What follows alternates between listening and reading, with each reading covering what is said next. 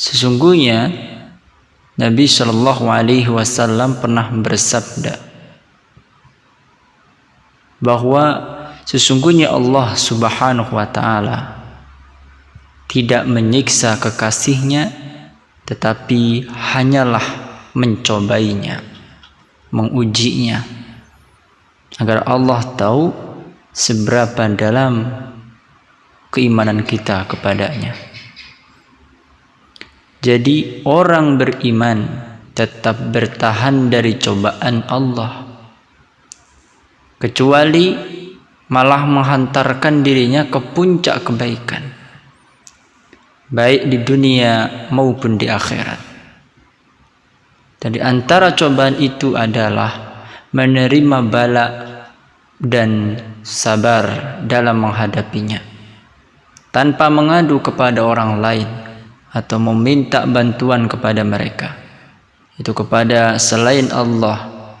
Mereka datangin dukun, minta bantuan kepada dukun itu, minta bantu kepada paranormal dan sejenisnya. Bahkan seharusnya orang beriman, orang bertakwa, ketika ditimpa musibah, selain dia bersabar dalam menghadapinya, maka dia harus lebih giat sibuk untuk bersama Allah Subhanahu Wa Taala. Karena itu tanda Allah mencintainya. Karena di antara tanda Allah cinta kepada hamba, Allah pasti akan mengujinya. Tuan-tuan yang berbahagia, para penuntut ilmu rahimakumullah, serta wahai orang-orang yang disibukkan oleh urusan dunia, sambutlah suara ini dalam tempat yang tersisihkan oleh hati Anda. Bukalah pikiran dengan tenang, buka hidayah yang telah diberi Allah untuk Anda. Terimalah baik suara ini dan nasihat ini, bahwa engkau bicara dengan mulutmu tanpa engkau ikuti dengan hati. Engkau berpaling dari Allah Subhanahu Wa Taala, juga firman-firman yang telah tersampaikan, juga nabinya dan para pengikutnya mereka, juga terhadap kebenaran orang-orang yang menjadi penerus mereka, para ulama, telah memberikan nasihat banyak kepada kita. Kamu pencabut kepastian dan ketentuan. Sungguh engkau telah menerima pemberian-pemberian berupa nasihat-nasihat, agar engkau semuanya menerima ujian-ujian, cobaan-cobaan Allah yang diberikan kepada kita. Dan rupanya ujian itu membawa kepada derajat yang tinggi untuk kita. Allah Subhanahu Wa Taala memuliakan kita dengan ujian-ujian kita, dengan cobaan-cobaan yang diberi untuk kita. Maka tetaplah Anda dalam keadaan yang salih, yang muslim dan beriman kepada Allah dan Rasul-Nya. Karena sesungguhnya dengan keimanan dan kesolihan akan membawa kepada taubah, introspeksi diri, muraqabah, muhasabah, serta ikhlas kepada Allah, dan tetap konsisten di dalam menjalani hidup. Tidak boleh kita putus asa dari rahmat Allah. La tayasu min rauhillah. Jangan engkau putus asa dari rahmat Allah. Karena keterputusan dalam hidup adalah sebuah jalan yang sangat tumpu. Terimalah ketentuan dan kepastian yang telah tersurat untuk Anda. Allah tulis dan Allah tetapkan untuk Anda. Dan jangan sekali-kali mengeluh takdir yang telah ditetapkan. Karena tidak ada cara untuk menghilangkan takdir yang telah ditetapkan, melainkan bersabar untuk menghadapinya. Tidak ada satu orang yang dapat keluar dari ancaman takdir yang buruk serta keindahan takdir yang baik, melainkan dengan engkau menerima pemberian yang baik itu dan engkau ridho serta bersama kesabaran dalam menghadapi takdir yang buruk itu. Jagalah apa yang membawa kemuliaan untuk diri engkau. Dan jangan sekali-kali engkau menghinakan dirimu, padahal Allah berkehendak mulia akan diri Anda. Dan merendahlah dalam fakir dan kaya.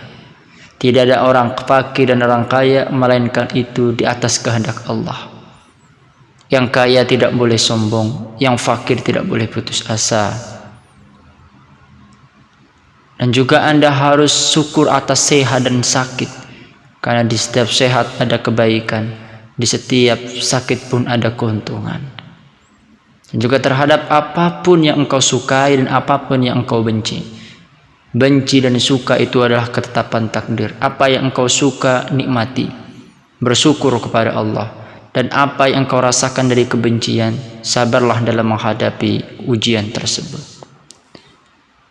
Tuan-tuan dan para pendengar rahimakumullah, manusia seluruhnya yang berada di negara ini,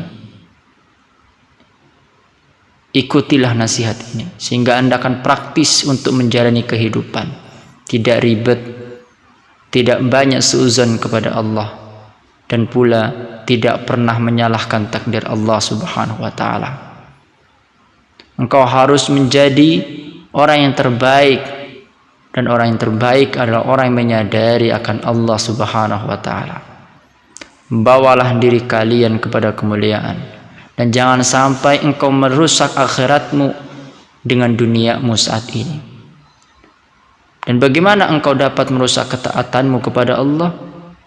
Engkau dapat merusak ketaatanmu kepada Allah dengan cara engkau duduk bersama dengan hawa nafsu, syaitan, dan makhluk-makhluk yang menyerupainya. Artinya jangan kita bawa hawa nafsu yang kita punya untuk merusak takwa dan iman, untuk merusak taat kita kepada Allah.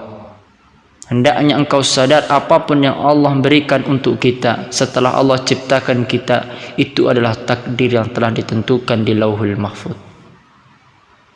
Engkau seharusnya sadar ini. Engkau seharusnya menerima ini dengan baik.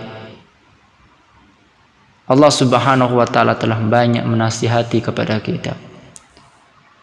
Idza asabathum musibah qalu inna lillahi wa inna ilaihi rajiun. Bila tertimpa oleh kalian musibah, berkatalah kalian, inna lillah, sesungguhnya segala sesuatu milik Allah, wa inna ilaihi rajiun, dan segalanya akan kembali kepada pemiliknya, yaitu Allah.